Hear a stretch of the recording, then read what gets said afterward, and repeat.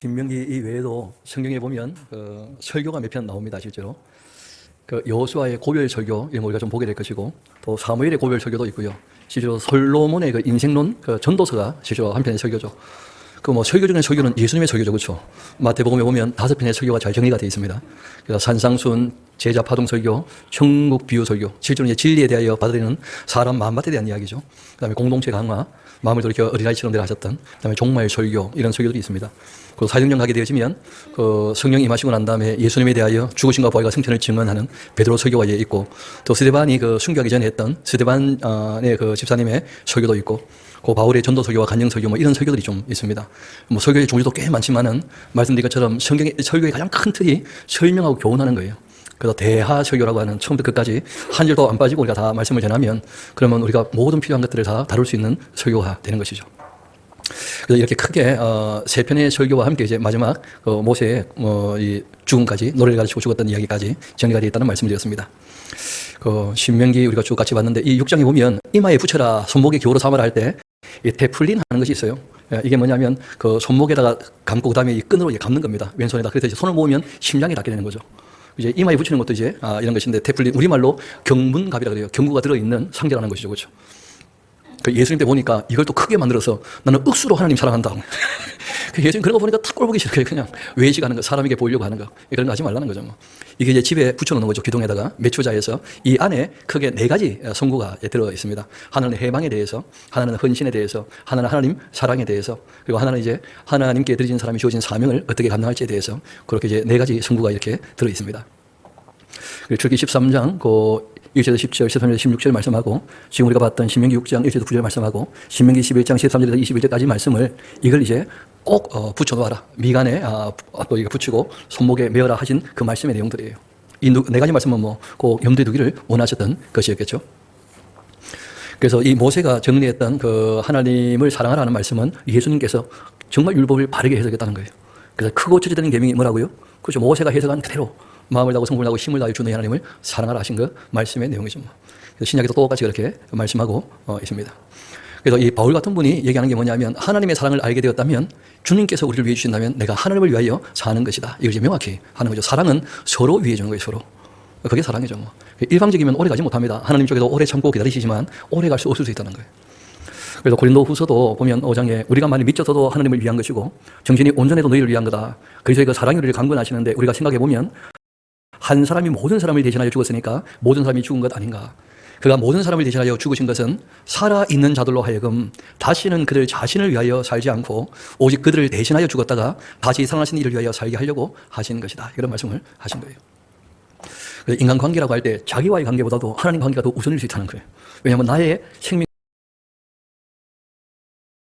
하나님이시니까 그런 거예요. 근데 그 하나님이 우리를 위하셔서 그 아들까지 우리를 위하여 생명 바쳐 사랑을 하셨다면 이제 우리는 어찌해야 될 것인가, 이걸 바울이 깨닫게 되었다는 거예요. 그래서 바울의 삶이 완전히 바뀌게 된 거죠. 그전까지는 자기를 위한 신앙이었거든요. 그래서 본인이 내가 죄인 중에 괴수였구나, 율법에 흠이 없는 삶을 살았지만 그러나 그 모든 것이 다 누구를 위한 것이었다는 거예요? 자기를 위한 것이었다는 거예요.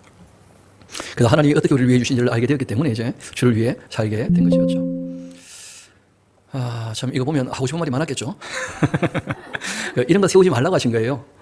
주상이라고 할 때 기둥, 남자의 성기를 상징하는 것인데, 놀랍게도 이런 게요, 지금도 안 세워진 것이 없어요. 참 하나님 있는 거 세우는 거 싫어하시는데, 그런데 성 베드로 사원까지 이게 다 이 주상이 세워져 있다는 거예요. 주상이 십자가 있으면 좀 달라집니까? 그래. 그런 게 아니거든요. 안타깝지만 하지 말라는 거면 지금 늘 하고 있으니까요.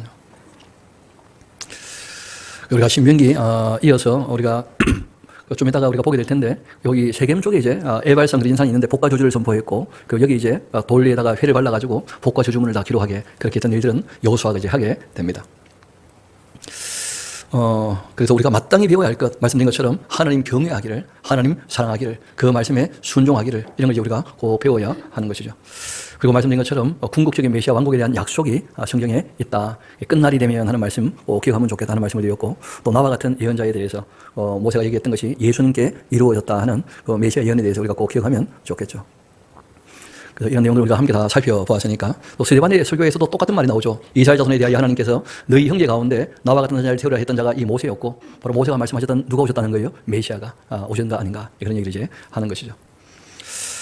그리고 이제 신명기 32장을 보면 그가 말씀하기를 내가 내 얼굴을 그들에게 숨겨 그들의 종말이 어떠함을 볼 텐데 그들은 심히 패역한 세대고 진실이 없는 자녀 아닌가. 그리고 하나님께서 뭐라고 하시냐면 이스라엘 백성들 그들이 하나님 아닌 것으로 내 질투를 일으켜 허무한 것으로 내 진노를 일으켰으니 나도 백성이 아닌 자로 그들에게 시기나게 하며 어리석은 민족으로 그들의 분노를 일으킬 것이다 했던 이 말씀에 대해서 바울이 이제 해석을 하게 됩니다.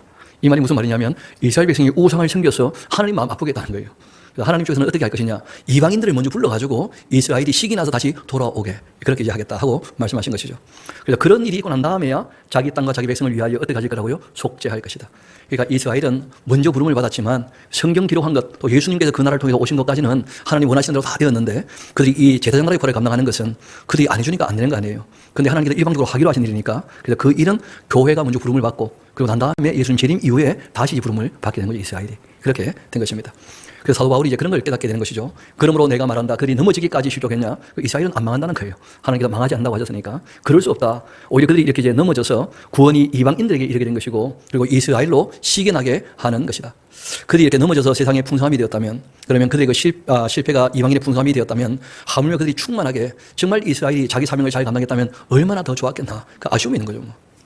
안 되어서 결국 이제 예수님이 오셔서 사도에게 부탁하신 게 있죠. 그렇죠? 성령 임하시면 예루살렘부터 사마리아 왔던 것까지 이제 내 증인이 되어서 복음이 전파될 거다. 그렇게 하신 것이니까. 안 되어서 그래서 이제 그 아들이 오셔서 이제 일을 하신 것인데 실제로 이스라엘 백성들이 자기 역할을 잘 감당했다면 얼마나 좋았겠는가 하고 이제 바울이 좀 아쉬워하는 거죠. 내가 이방인이 너에게 말한다. 내가 이방인의 사도인 만큼 내 직분을 영광스럽게 여기는데 이는 내 홍대 골육을 아무쪼록 쉬게 나게 해서 그들 중에 얼마를 구원하게 하려고 하는 거다. 형제들아 너희가 스스로 지혜있다 하면서 이 신비를 너희가 모르기를 내가 원치 않는다. 이 신비는 이방인의 충만한 수가 들어오기까지 이스라엘은 더러 우둔하게 될 것이다. 그래 해서 이제 이방인의 충만 수가 차면 그러면 온 이스라엘도 다시 어떻게 해요? 구원받게 된다. 언제냐는 거예요. 그게 마지막 나팔 이후의 이야기죠. 기록된 구원자가 시온에서 오사 야곱에게서 경건한 자지 않은 것을 돌이키시겠고 내가 그들의 죄를 없이 할 때 그들에게 이루어질 내 언약이 이것이라 한가 같은 것 아닌가 하고 말씀하신 거예요. 여러분 실상 이제 이 광야 생활을 우리가 쭉 다 살폈는데 우리 한 곳을 좀 더 보고 마무리합시다. 오경 우리 시편 78편 같이 한번 가봐요.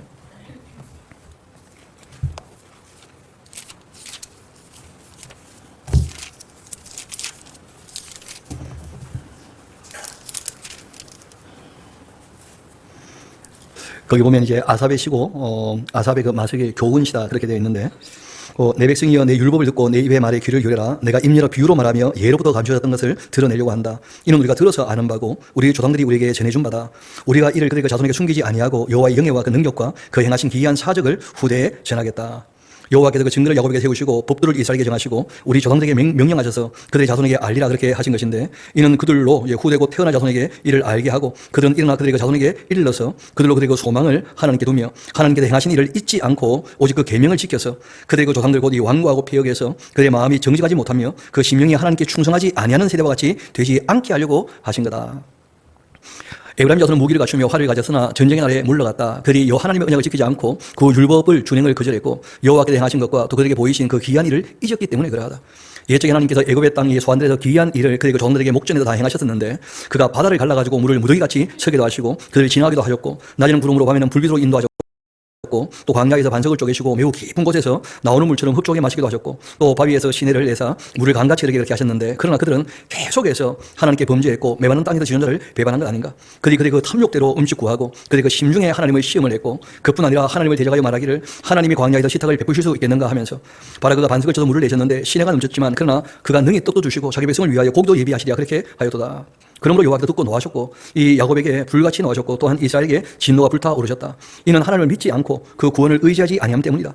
그러나 그 위에 공창을 명령하시며 하늘문을 여시고 그들에게 만나를 비같이 내려 먹이셨고 하늘 양식을 그들에게 주셨는데 사람이 힘센 자의 떡을 먹었고 그가 음식을 그들에게 충족히 주셨다. 그가 이 동풍을 하늘에서 일게 하시고 그 권능으로 그렇게 남풍을 인도하시고 또 먼지처럼 한 고기를 비같이 그렇게 내리셨는데 나는 새를 바다의 모래같이 내리셨다.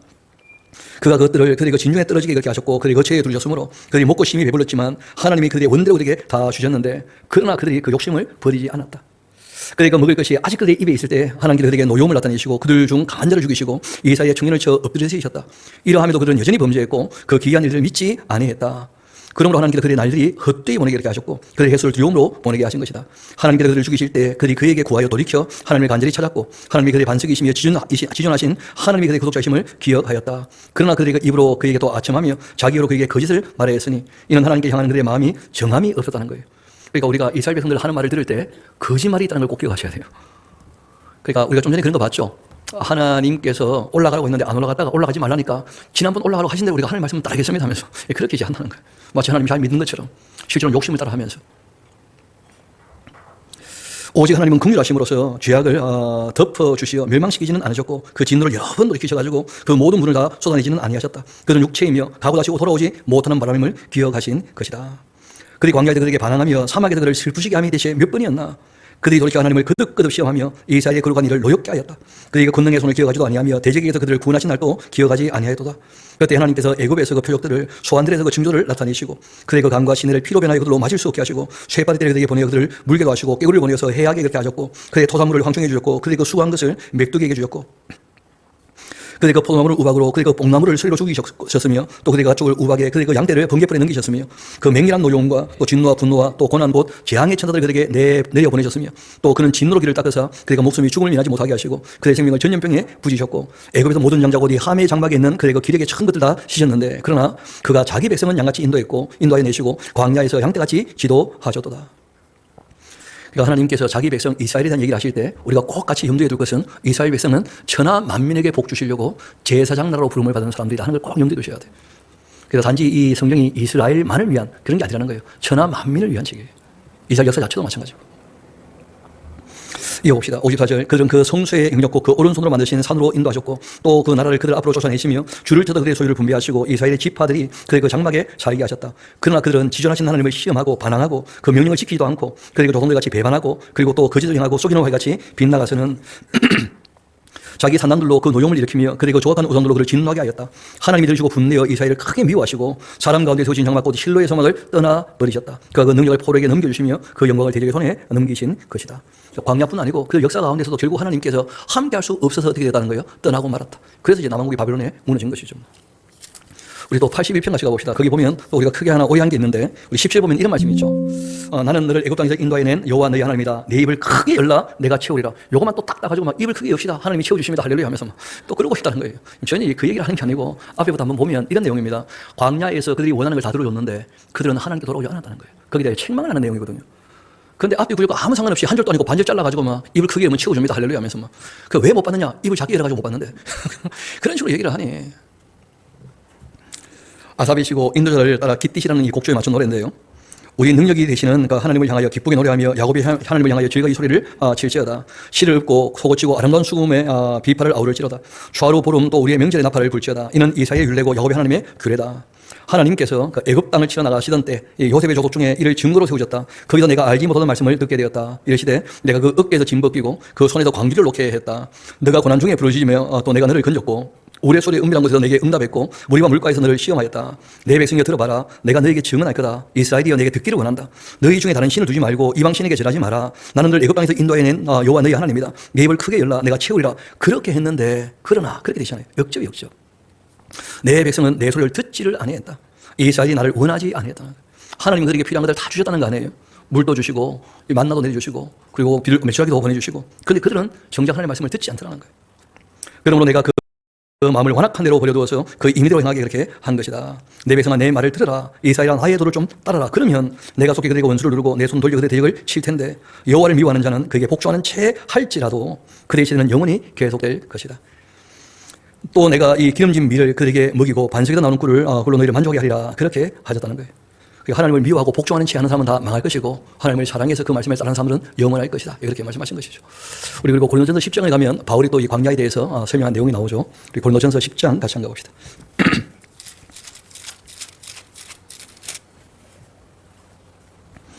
고린도전서 10장 1절부터 이제 같이 한번 봅시다.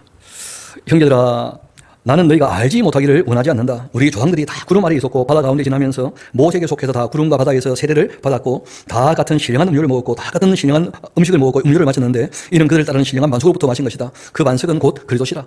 그러나 그들의 그 다수를 하나님께서 기뻐하지 아니하셨다. 그들이 광야에서 멸망을 해서 받게 된 것이다. 이러한 일은 우리에게 뭐가 된다고요? 본보기가 역사의 교훈이 있다는 거예요.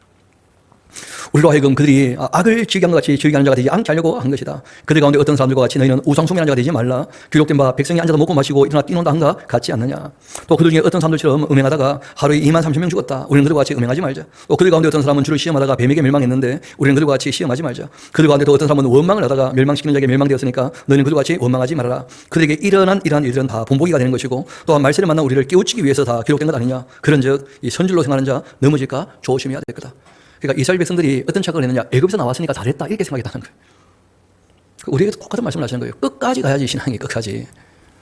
선질로 생각하는 자는 넘어질까 조심해야 된다. 그리고 하나님은 사람이 감당할 시험밖에는 너희가 당한 것이 없지 않는가. 오직 하나님을 미쁘사 너희가 감당하지 못할 시험 당함을 허락지 아니하신다. 시험 당할 시험에 또한 피할 길을 내시고 너희로 능히 감당하게 하신다. 그런즉 내 사는 자들아 우상 숭배하는 일을 피하도록 해라. 나는 지혜는 자에게 말한 것 같이 하는데 너희는 내가 이르는 말을 스스로 판단해라.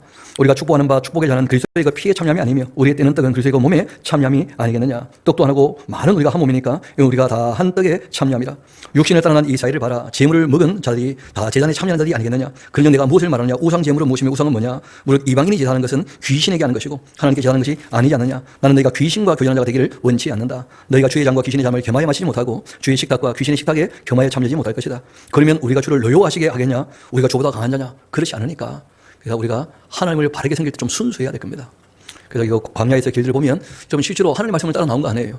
모세와 함께하고 있고 그리고 하나님의 율례법들을 배운 거 아닙니까? 십계명 직접 음성으로 들었고 그 많은 기적과 표적을 봤고 그런데 우상을 섬기니 뭐 하나님 앞에 거짓을 행하니 그 참 안 되는 거예요. 그렇게 해서. 근데 그렇게 했던 이유가 어디 있다는 거예요? 교만하고 욕심이 있기 때문에 그게 안 되는 거죠.